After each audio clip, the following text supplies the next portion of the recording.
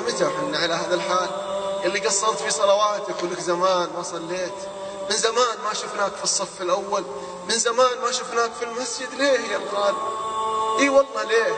ايش الشيء اللي يستاهل قدمته على صلاتك؟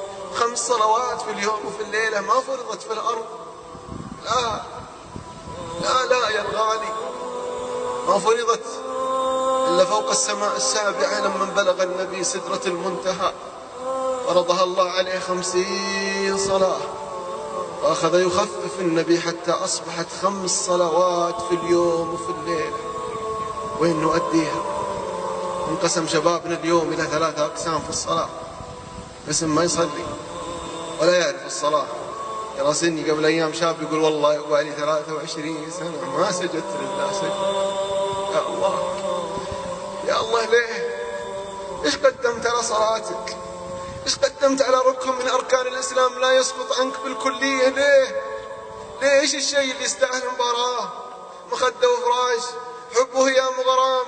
والله العظيم ما يتصل يقابلني شاب بعد محاضرة من المحاضرات يقول كنت أسير الحب، كنت أسير الغرام، كنت أحب شاب، تأدبت عشانه، خشيت مشاكل وقضايا عشانه، كم مركز شرطة وتحقيقات عشانه، والله انسجنت وانجلدت وانفرجت علشانه، خشيت ساحات تفحيط كلها لعيونه. والله يا أبو علي كنت إذا صليت أصلي وجوالي بهذا الشكل علشان ما يدق علي في الصلاة واسحب على اتصاله. أصلي وجوالي بهذا الشكل، والله ان دق علي وانا في صلاة، ومرات كثير دق علي وانا في صلاة اسحب على الصلاة وارد عليه اقول له هلا بغلاي، هلا بحبي، هلا بالكلمات اللي نسمعها من شبابنا. يا الله، في هذا الموقف العظيم تقطع صلاتك علشانه. ومنا والله من لا يعرف طريق المسجد ولا الصلاة. ليه؟ قال أسير للحب والهيام والغرام، تحصله جالس على دكة يده على خده ودمعته على خده، وكل أغنية قاعدة تصور له معشوقة كأنه قدامه. يا الله، كأن كل قصيدة تتكلم عن حب، كأن كل أغنية تتكلم عن عشق وهيام وغرام، كأنها تفصل علاقاتنا المحرمة مع الشباب والبنات.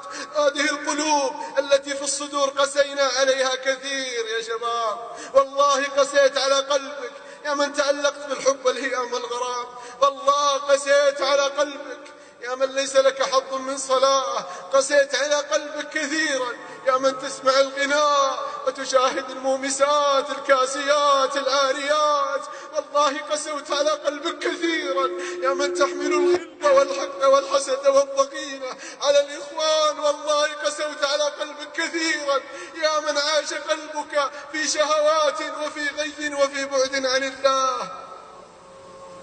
يقول لي 23 سنة ما صليت ولا سجدت لله سجدة. ليه يا الغالي؟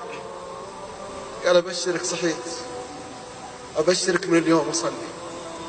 قلت له الله يثبتك، وأنا متأكد كل شاب قصر في صلاته بعد لقائنا الليلة والله إني على يقين راح يغير حياته وراح يغير واقعه، لأني رايح أصل إلى قلبك بهذه الكلمات وتوفيقي بيد الله.